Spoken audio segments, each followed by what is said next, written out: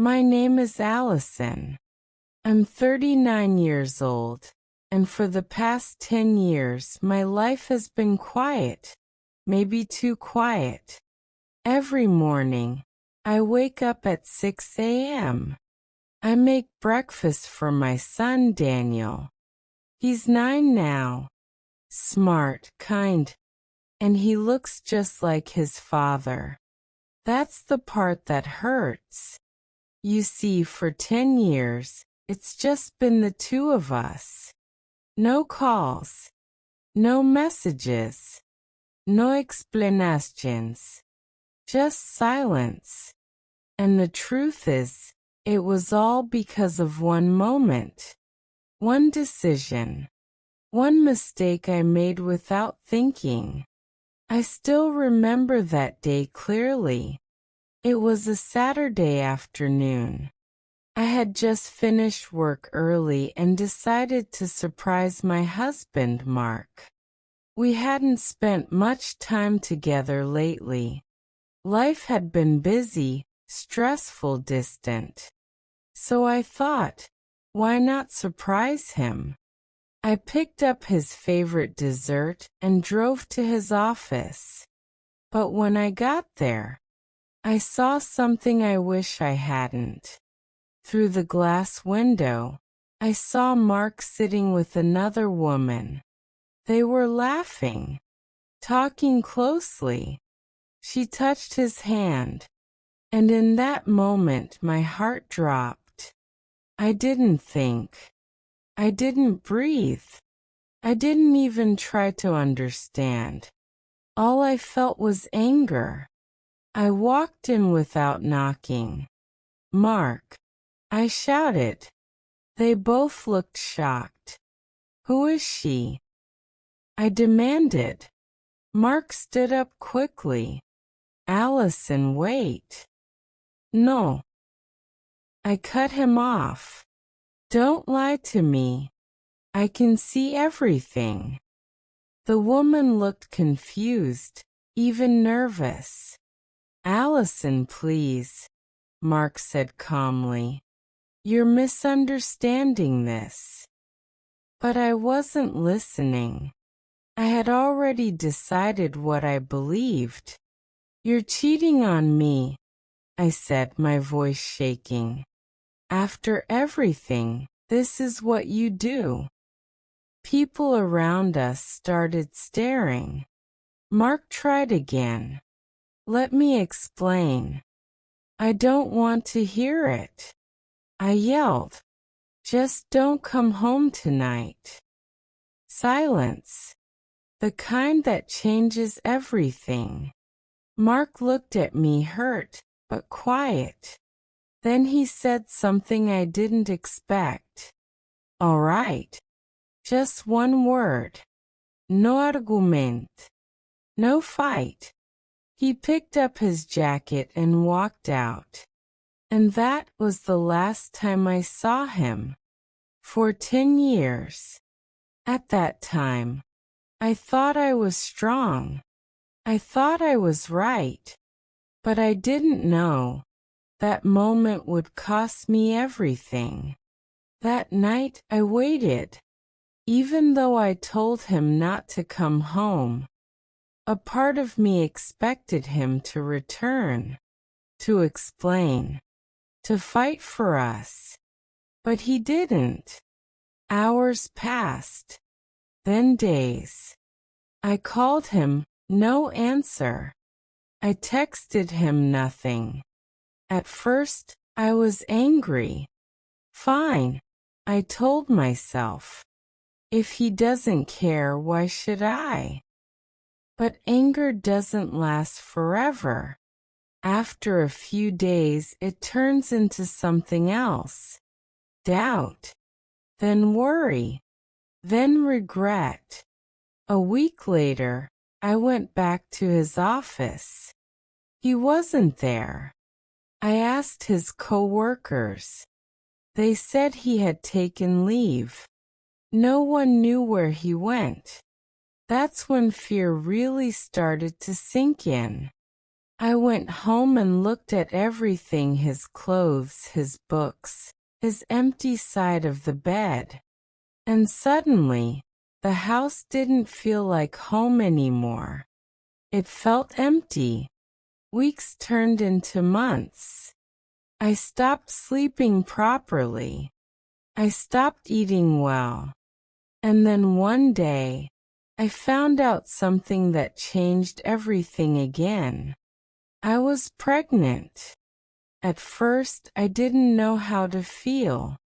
Happy, scared, confused. All I knew was I needed Mark. I tried calling him again. Still nothing. I even contacted his friends. No one had heard from him. It was like he had disappeared. And that's when the guilt hit me the hardest. What if I was wrong? What if there was an explanation? And I never gave him a chance to say it. That question stayed in my mind every single day. When Daniel was born, I held him in my arms and cried. Not just because I was happy, but because Mark wasn't there. Years passed.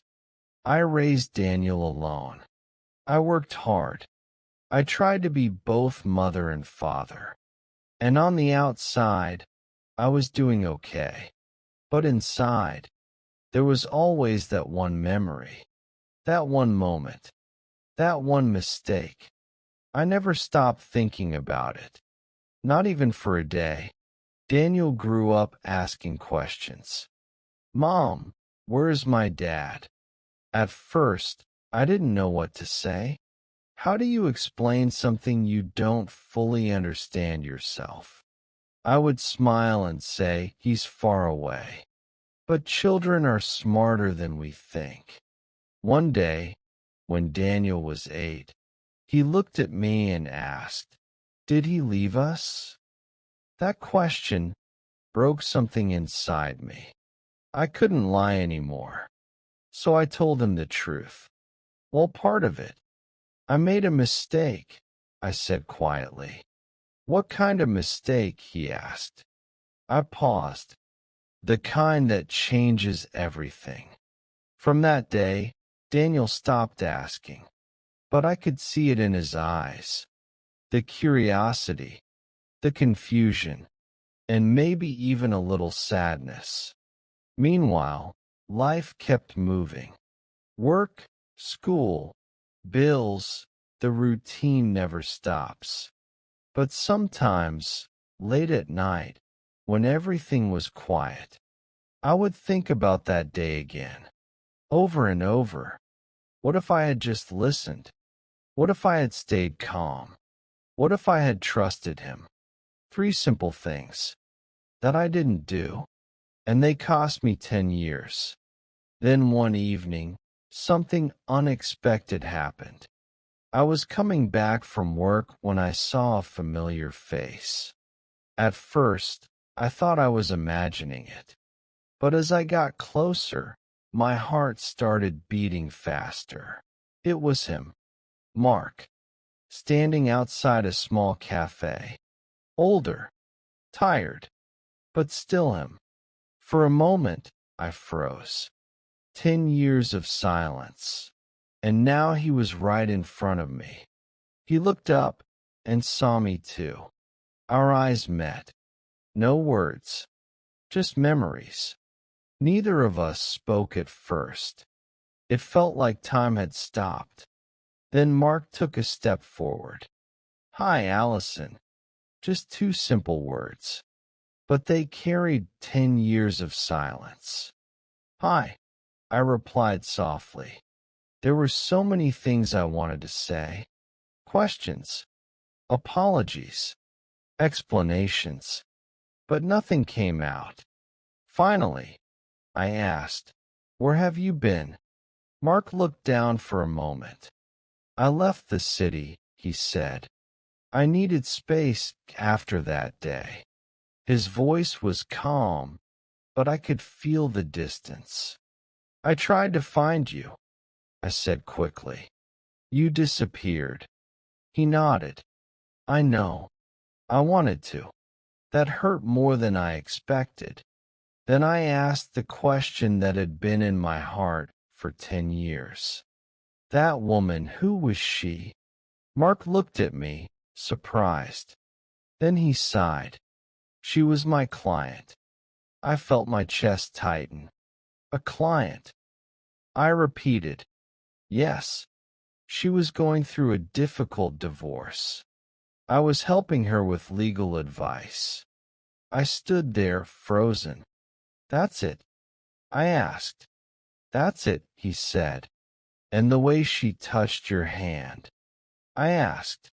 She was emotional. I was comforting her, he replied. Simple, clear, honest. Everything I should have listened to 10 years ago. Tears filled my eyes. I didn't let you explain, I whispered. No, he said quietly. I'm sorry, I said, my voice breaking. I know, he replied. There was no anger in his voice, just acceptance, and that made it even harder. We sat down at the cafe. For the first time in 10 years, we talked. Really talked. I told him about Daniel. At first, he didn't react. Then I showed him a picture, and everything changed. Impression broke.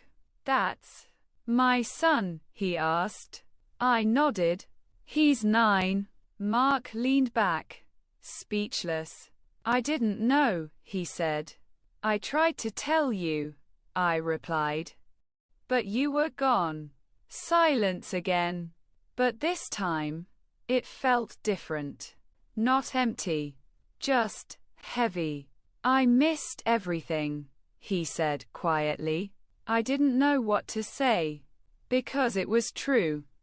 He missed the first steps, the first words, the birthdays, moments you can never get back. And I was the reason. I don't expect anything, I said. I just wanted you to know. Mark looked at me for a long time. Then he said something I'll never forget. We can't change the past. I nodded. But maybe, he continued, we can decide what happens next. That sentence gave me something I hadn't felt in years. Hope. Sometimes, life doesn't fall apart because of big disasters.